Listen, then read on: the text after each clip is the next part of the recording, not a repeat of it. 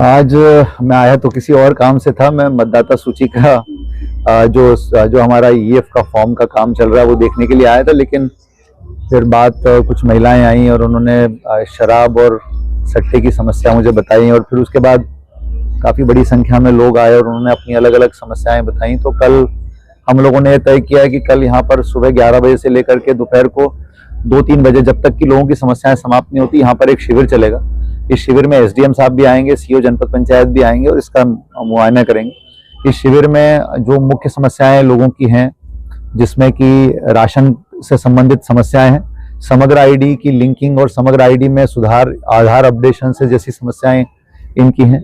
इसके अलावा जो संबल से रिलेटेड श्रम विभाग की समस्याएं हैं कि संबल योजना का उनको लाभ नहीं मिल रहा है, उन समस्याओं को लेकर के खास तौर से।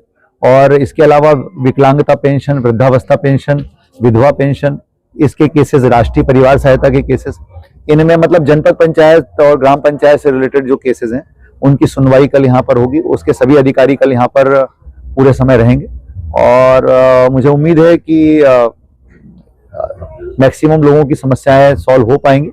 यदि नहीं होती हैं तो मैंने सभी को कहा है कि आप जन सुनवाई में आइए या फिर आप हमारे पास कभी भी आ सकते हैं।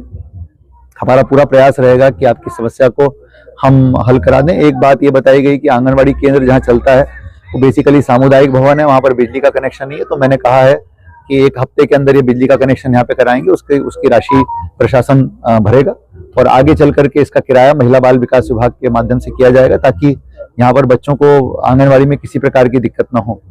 और हम लोग एक काम और यहाँ पे इनिशिएटिव, जो बच्चे हैं, बच्चों की डिमांड थी, यहाँ पर बच्चे, बहुत होनहार बच्चे मुझे दिखे जो कि आगे पढ़ना चाहते हैं, बढ़ना चाहते हैं, लेकिन परिवार और यहाँ की परिस्थितियों के कारण वो आगे किसी कारण से नहीं बढ़ पा रहे हैं।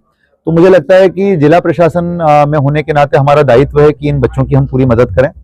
तो जो बच्चे लोक सेवा आयोग की परीक्षाओं की तैयारी करना चाहते हैं, हम उनकी अलग से मदद करेंगे, उनको हमने बता दिया है। इसके अलावा हम यहाँ पर एक्सेलेंस स्कूल में हमारे बच्चे, ऐसे बच्चे जो अंग्रेजी को ठीक से सीखना चाहते हैं, साइंस पढ़ना चाहते हैं या फिर मैथमेटिक्स पढ़ना चाहते हैं, उनके लिए 1 दिसंबर से हम एक्स्ट्रा क्लासेस प्रयोग के तौर पर प्रारंभ कर रहे हैं।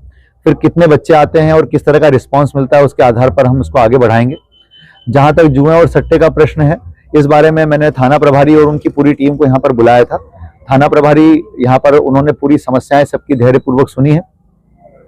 हम आबकारी विभाग की टीम और पुलिस की टीम दोनों मिलकर के इसमें काम करेंगे और उन्होंने आश्वासन दिया है कि वो इन समस्याओं का निराकरण जल्दी से जल्दी कराएंगे। तो कुल मिलाकर के प्रयास यही रहेगा कि